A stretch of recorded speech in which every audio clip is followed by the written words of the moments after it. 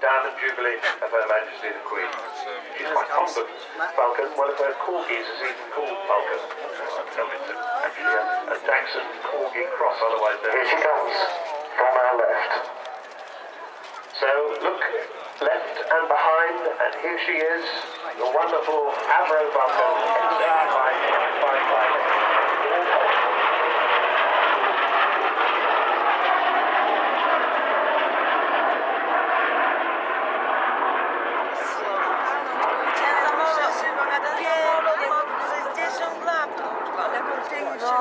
Now you expected her to come and arrive making an awful lot of noise, I expect, but she can actually tiptoe up on you when she wants to. When Martin's got those 4 Rolls-Royce Bristol engines, about 16,500 pounds of static thrust each of them, so totaling, shall we say, 60-odd thousand pounds of static thrust. She can be quite quiet. She's very good aerodynamically. She handles like a fighter. She even has a fighter-style control stick for each of the pilots, rather than the standard bomber yoke in front of the pilots.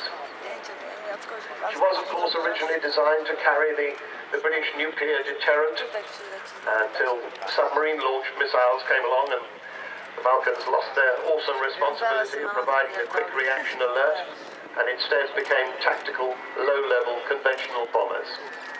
So there you are, you get that wonderful delta shape.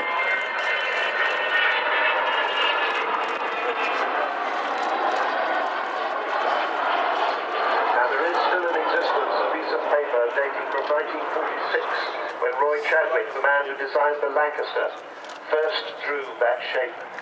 That's only 5 years after the Lancaster flew.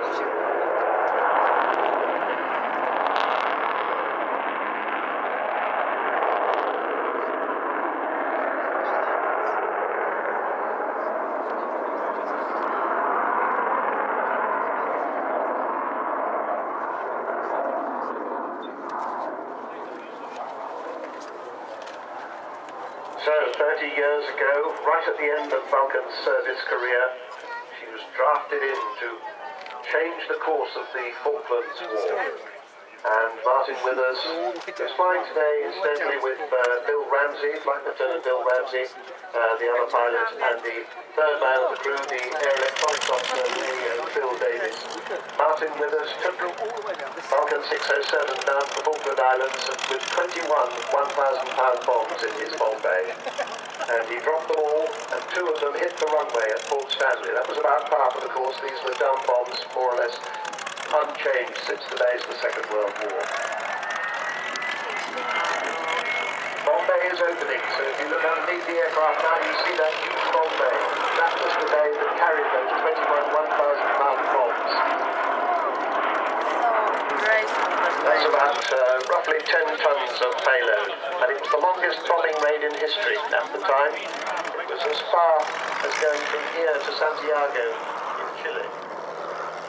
And they went on a round trip from Ascension Island down to the Falklands and back again, and they needed the services of no less than 11 air refuelling tankers to get there and back. And one of the refuelling specialists who was on board the aircraft said they very nearly missed their last rendezvous, which would have meant them ditching in the Atlantic, as he said. And Martin Withers was awarded the Distinguished Flying Cross for that, and his crew was mentioned in dispatches. Vulcan in service. She was the display aircraft of the Royal Air Force, the display Vulcan. And when she left the Air Force in 1993, nobody ever thought they would see a Vulcan fly again. But through the excellent services of David Walton, who bought this aircraft at a whole load of spares and took her to Bruntingthorpe, and another man, Dr. Rob Fleming, they got her airborne again. It took till 2007 to get her into the air again, and it was the most complex restoration to flight that a military aircraft has ever been.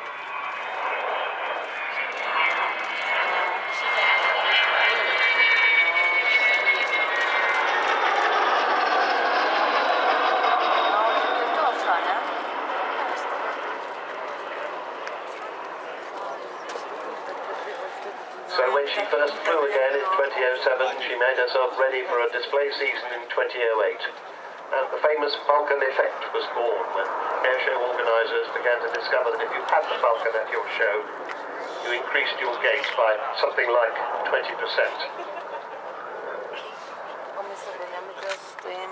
And to keep her going still costs £2 million a year.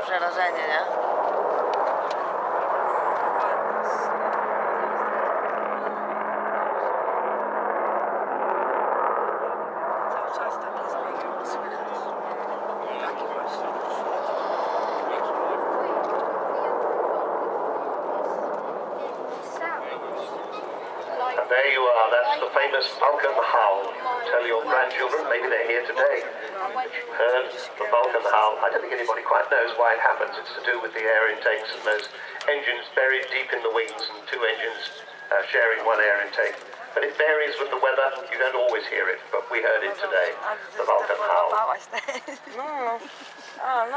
So, £2 million a year, that's about £38,500 a week that has to be found, mostly from the great British public.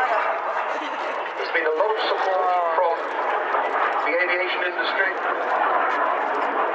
and the Civil Aviation Authority, Marshall Aerospace, Rolls-Royce, AD Holdings, BAE Systems, EADS, Goodrich, Judd Power, Kearsley Airways, Meggitt, Messier Doughty, and some amazing contributions from Eddie Forrester of Aerobites and Sir Jack Hayward, making outstanding contributions in the thousands of pounds.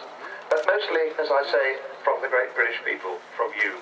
So please do go and visit the Vulcan marquee, which is off to the right in front of the American Air Museum, not far from the static F-15 that's out there. Please do go and see them.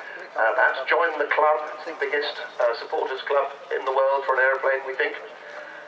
Get in touch via the website, vulcantothesky.org. Get the Vulcan app for your smartphone. It'll tell you where she is at any one time.